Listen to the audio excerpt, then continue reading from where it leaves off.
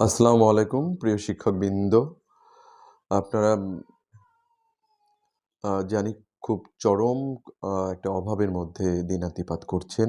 খুবই দুঃখের বিষয়। আমরা ধিক্কার জানাচ্ছি সে সমস্ত কর্মকর্তাদের যারা এখনো পর্যন্ত শিক্ষকের বেতন আটকে রেখেছে। শিক্ষকদের এই বেতনগুলো আটকে রেখে তারা যে শিক্ষকদের সাথে যে একটা খারাপ অমানবিক আচরণ করছে, এটা আমরা আবারও দেখতে পাচ্ছি।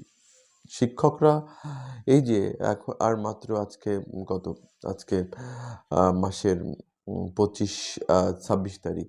কিন্তু দুঃখের বিষয় তারা কিন্তু এখনো আজকে পর্যন্ত বেতন পায় নাই এবং বোনাস পায় নাই। তারা কবে এই যে মানে ঈদের বাজার করবে বা কবে তারা তাদের প্রিয়জনের কাপড়-চোপড় কিনে দেবে, এই বিষয়ে তারা খুবই হতাশাজনকভাবে হতাশায় জীবনযাপন করছে। তো এই সমস্ত লোকদের প্রতি ধিক্কার জানাই যে আপনারা কি করছেন? আপনারা আজকে পর্যন্ত আপনারা বেতন এখনো ব্যাংকে আসতে পারল না।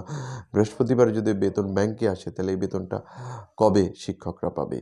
তো এইটার একটা সঠিক একটা ব্যবস্থাপনা করা দরকার। এই ইএফটি করে শিক্ষকদের যে এত লাঞ্ছনা দিচ্ছেন, এটা শিক্ষকদের আর সহ্য হচ্ছে না। একটা ধৈর্যের বাঁধ পর্যন্ত ভেঙে গেছে। তো আমি বলব আপনারা অন্তত শুক্রবারে ব্যাংকটা খোলা রেখে হলেও শিক্ষকদের বেতন বোনাসটা অবশ্যই দিবেন। নতুবা অবশ্যই শিক্ষকরা একসময় এই যে শিক্ষকতা পেশা ছেড়ে একসময় কিন্তু সব চলে যাবে। এই দেশের শিক্ষা ব্যবস্থা অচিরে ধ্বংস হয়ে যাবে। আজকে যে স্বাধীনতা দিবস, শিক্ষকরা যে স্বাধীনভাবে যে আম কথা বলতে পারছে না, স্বাধীনভাবে যে শিক্ষকেরা জীবনযাপন করছে না, এটার দায়ভার আপনাদেরকে নিতে হবে।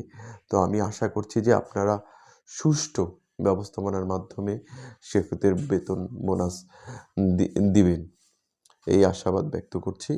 আপনাদের আপনাদের উপর আল্লাহ তাআলা আপনাদের হেদায়েত করুন। আ আমি আর কোনো ভাষা খুঁজে পাচ্ছি না যে আপনাদের কি বলবো।